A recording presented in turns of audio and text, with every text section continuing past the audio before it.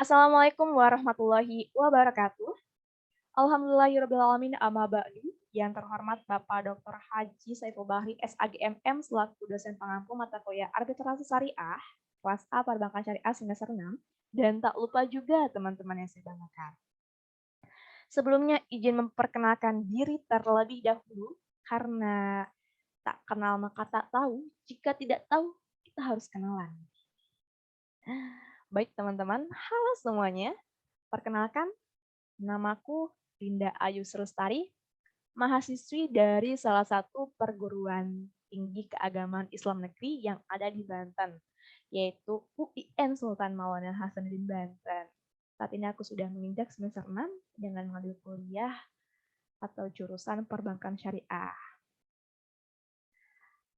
Jadi hari ini aku akan membuat video penjelasan materi untuk memenuhi tugas ujian tengah semester atau UTS dari mata kuliah Arbitrase Syariah mesin pengampu Bapak Dr. Haji Saiful Bahri SAGMM. Materinya itu tentang pengertian dasar hukum, asas dan tujuan dari arbitrase dan arbitrase syariah.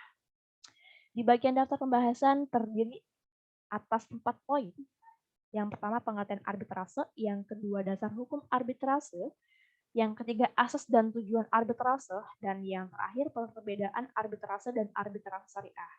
Baik, kita masuk poin pertama, yaitu tentang pengertian arbitrase.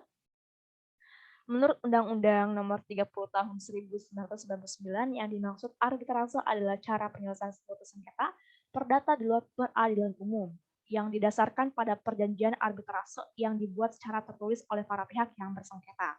Selain pengertian di atas, arbitrase juga bisa diartikan sebagai salah satu cara penyelesaian sengketa perdata di luar peradilan umum yang didasarkan pada perjanjian arbitrase yang dibuat secara tertulis oleh para pihak yang bersengketa. Jadi penyelesaian melalui arbitrase ini melibatkan para pihak yang kita bisa sebut sebagai arbiter atau majelis arbitrase yang diberi kewenangan untuk mengambil putusan yang bersifat final atau mengikat. Jadi penyelesaian arbitrase ini harus didasarkan pada perjanjian arbitrase yang dibuat oleh para pihak yang bersengketa, baik sebelum adanya sengketa maupun setelah adanya sengketa. Perjanjian arbitrase ini juga menjadi syarat utama agar sebuah sengketa bisa diselesaikan oleh arbiter atau majelis arbitrase. Yang kedua itu ada dasar hukum arbitrase.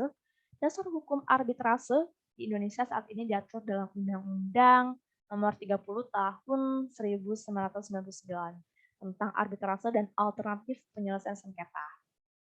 Undang-Undang Nomor 30 Tahun 1999 tentang arbitrase dan alternatif penyelesaian sengketa muncul karena peraturan perundang-undangan yang kini berlaku untuk penyelesaian sengketa melalui arbitrase sudah tidak sesuai lagi dengan perkembangan dunia usaha dan hukum pada umumnya. Undang-Undang Nomor 30 Tahun 1999 ini menyadari bahwa berdasarkan peraturan perundang-undangan yang berlaku, penyelesaian sengketa perdata di samping dapat diajukan ke peradilan umum, juga terbuka kemungkinan bisa diajukan ke arbitrase dan alternatif penyelesaian sengketa.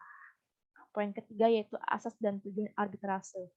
Banyak sekali ya teman-teman, di sini ada 4 asas. Yang pertama itu asas kesepakatan. Artinya terdapat kesepakatan dari pihak untuk menyelesaikan sengketa di antara para pihak secara damai dan sepakat untuk menunjuk arbiter. Yang kedua itu asas musyawarah, artinya sengketa antara para pihak diupayakan diselesaikan secara musyawarah, baik antara arbiter dengan para pihak maupun antara arbiter dengan arbiter itu sendiri. Yang ketiga itu ada asas limitatif. Jadi artinya adanya pembatasan dalam penyelesaian perselisihan arbitrase, baik dari segi waktu maupun objek sengketa. Jika dari segi waktu penyelesaian sengketa melalui arbitrase sudah selesai selama 180 hari, dan dari segi objek sengketa penyelesaian sengketanya bisa selesai secara cepat, yaitu lebih bagus gitu teman-teman. Yang keempat atau yang terakhir itu asas final atau binding. Artinya putusan arbitrase merupakan putusan akhir dan mengikat antara para pihaknya. Seperti halnya putusan pengadilan yang mempunyai kekuatan hukum tetap.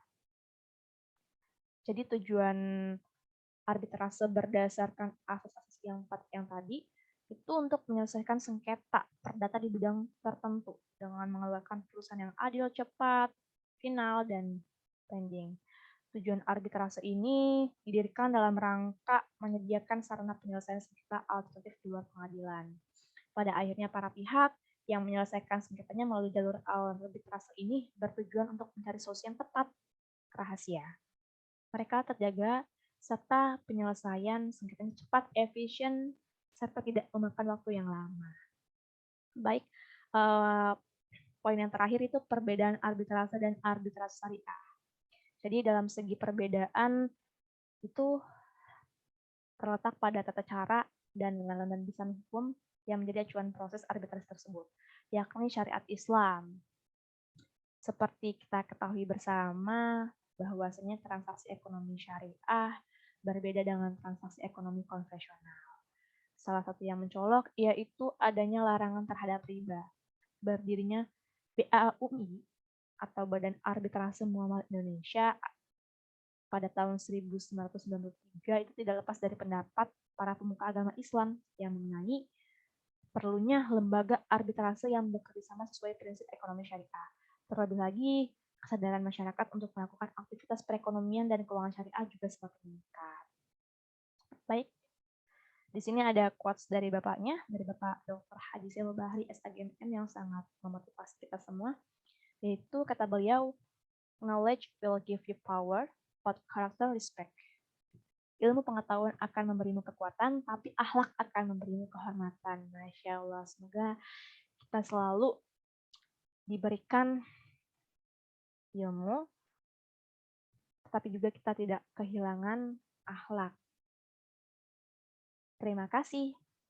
Cukup sekian dari saya, kurang lebihnya mohon maaf. Wassalamualaikum warahmatullahi wabarakatuh.